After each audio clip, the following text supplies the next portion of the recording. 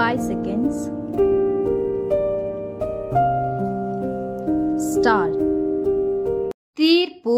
ಈ ಪ್ರಕರಣದಲ್ಲಿ ಪೊಲೀಸ್ ಉಪ ನಿರೀಕ್ಷಕರು ನವಲ್ಗುಂದ ಪೊಲೀಸ್ ಠಾಣೆರವರು 1 ಮತ್ತು 2ನೇ ಆರೋಪಿತರ ವಿರುದ್ಧ ಭಾರತೀಯ ದಂಡ ಸಂಹಿತೆಯ ಕಲಂ 323, 324, 404, 506 ಸಹ ಕಲಂ 34ರಡಿಯಲ್ಲಿ ದಂಡನೀಯ ಅಪರಾಧಕ್ಕಾಗಿ ಈ ನ್ಯಾಯಾಲಯದಲ್ಲಿ ದೋಷಾರೋಪಣಾ ಪತ್ರವನ್ನು ಸಲ್ಲಿಸಿರುತ್ತಾರೆ.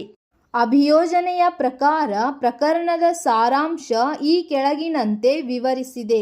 ಅಭಿಯೋಜನೆಯ ಪ್ರಕರಣದ ಪ್ರಕಾರ ದಿನಾಂಕ 24/3/2014 ಮಧ್ಯಾಹ್ನ 3 ಗಂಟೆಯ ಸುಮಾರಿಗೆ ನವಲ್ಗುಂದ ಪೊಲೀಸ್ ಠಾಣೆಯ ಹದ್ದಿಯ ಪೈಕಿ ದಾಟನಾಳ ಗ್ರಾಮದ 1ನೇ ಆರೋಪಿ ಶ್ರೀ ಹನುಮಪ್ಪ ರವರ ಮನೆಯ ಮುಂದಿನ ಸಾರ್ವಜನಿಕ ರಸ್ತೆ ಮೇಲೆ ಚಾಸಾ 1 ಹಾಗೂ ಅವರ ತಮ್ಮ ಚಾಸಾ 4ರವರು ಕೂಡಿಕೊಂಡು 1ನೇ ಆರೋಪಿತನ ಮನೆಗೆ ಹೋಗಿ ಆಸ್ತಿಯಲ್ಲಿ ಸರಿಯಾಗಿ ಪಾಲು ಮಾಡು ಅಂತ ಕೇಳಿದಾಗ 1ನೇ ಆರೋಪಿತನು ಅವಾಚ್ಯ ಶಬ್ದಗಳಿಂದ ಬೈದು ಚಾಸಾ 4ರವರಿಗೆ ಬಡಿಗೆಯಿಂದ ಎಡಗಾಲ ಮೊಣಕಾಲಿಗೆ ಹೊಡೆದಿರುತ್ತಾರೆ.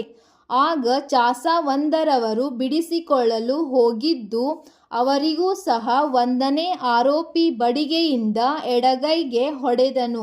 ಅಲ್ಲಿಯೇ ಇದ್ದ 2ನೇ ಆರೋಪಿ ಚಾಸಾ 1ರವರಿಗೆ ಕೈಯಿಂದ ಹೊಡಿಬಡಿ ಮಾಡಿರುತ್ತಾರೆ. ನಂತರ ಕೂಡಿದ ಓಣಿಯ ಜನರಾದ ಚಾಸಾ 5ರಿಂದ 7ರವರು ಸಿಟ್ಟು ಮಾಡಿ ತಂಟೆ ಬಿಡಿಸಿದರು.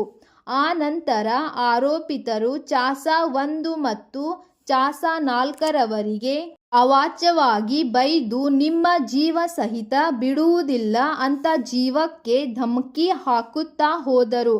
ಆದರೆ 1 ಮತ್ತು 2ನೇ ಆರೋಪಿತರು ಭಾರತೀಯ ದಂಡ ಸಂಹಿತೆಯ ಕಲಂ 323, 324, 504, 506 ಸಹ ಕಲಂ 34ರಡಿಯಲ್ಲಿ ಶಿಕ್ಷಾರ್ಹ ಅಪರಾಧವನ್ನು ಎಸಗಿದ್ದಾರೆ ಎಂದು ಆರೋಪಿಸಲಾಗಿದೆ. ಫಿರ್ಯಾದುದಾರರು ಫಿರ್ಯಾದನ್ನು ನವಲ್ಗುಂದ ಪೊಲೀಸ್ ಠಾಣೆಗೆ ದಿನಾಂಕ 24/3/2014 ನೀಡಿದ್ದು ಅದನ್ನು ಗುನ್ನಾ ಸಂಖ್ಯೆ 54/2014ನೇದರಲ್ಲಿ ಭಾರತೀಯ ದಂಡ ಸಂಹಿತೆಯ ಕಲಂ 323, 324, 404, 506 ಸಹ ಕಲಂ 34ರಡಿಯಲ್ಲಿ 1 ಮತ್ತು 2ನೇ ಆರೋಪಿತರ ವಿರುದ್ಧ ಪ್ರಕರಣ ದಾಖಲು ಮಾಡಿಕೊಂಡಿದ್ದು ಇರುತ್ತದೆ.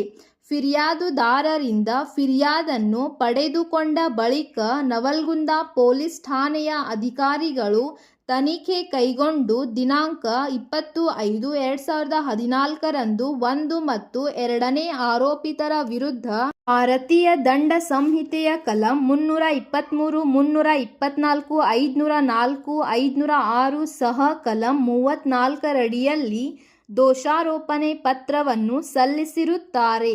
ತನಿಖಾಧಿಕಾರಿಗಳು ದೋಷಾರೋಪಣೆಯನ್ನು ಸಲ್ಲಿಸಿದ ನಂತರ ಆರೋಪಿತರ ವಿರುದ್ಧ ಸಂಜ್ಞತೆ ತೆಗೆದುಕೊಂಡು ಆರೋಪಿತರಿಗೆ ನ್ಯಾಯಾಲಯದಿಂದ ಸಮನ್ಸನ್ನು ಹೊರಡಿಸಿದ್ದು ಇರುತ್ತದೆ. ಆರೋಪಿತರು ದಿನಾಂಕ 12/1/2015 ನ್ಯಾಯಾಲಯಕ್ಕೆ ಹಾಜರಾಗಿ ಜಾಮೀನನ್ನು ಪಡೆದುಕೊಂಡಿರುತ್ತಾರೆ. ಆ ನಂತರ ಅಪರಾಧಿಕ ಪ್ರಕ್ರಿಯಾ ಸಂಹಿತೆಯ ಕಲಂ 207ರಡಿಯಲ್ಲಿಯ ಉಪಬಂಧಗಳ ಅನುಸಾರವಾಗಿ ದೋಷಾರೋಪಣೆಯ ಪ್ರತಿಯನ್ನು ಆರೋಪಿತರಿಗೆ ಪೂರೈಸಿದ್ದು ಇರುತ್ತದೆ. ಬಳಿಕ 1 ಮತ್ತು 2ನೇ ಆರೋಪಿತರ ಪರ ವಕೀಲರಿಂದ ದೋಷಾರೋಪಣೆಯನ್ನು ಹೊರಡಿಸುವ ಪೂರ್ವ ಸುನಾವಣೆಗಳನ್ನು ಕೇಳಿ ಆರೋಪಿತರ ವಿರುದ್ಧ ದಿನಾಂಕ 5/8/2015 ದೋಷಾರೋಪಣೆಯನ್ನು ಹೊರಡಿಸಲಾಯಿತು. 1 ಮತ್ತು 2ನೇ ಆರೋಪಿತರು ನ್ಯಾಯಾಲಯದಿಂದ ಹೊರಡಿಸಲಾದ ದೋಷಾರೋಪಣೆಯನ್ನು ಅಲ್ಲಗಳೆದಿರುತ್ತಾರೆ ಮತ್ತು ಪ್ರಕರಣವನ್ನು ವಿಚಾರಣೆಗೆ ಒಳಪಡಿಸುವ ಕುರಿತು ವಿನಂತಿಸಿಕೊಂಡಿರುತ್ತಾರೆ.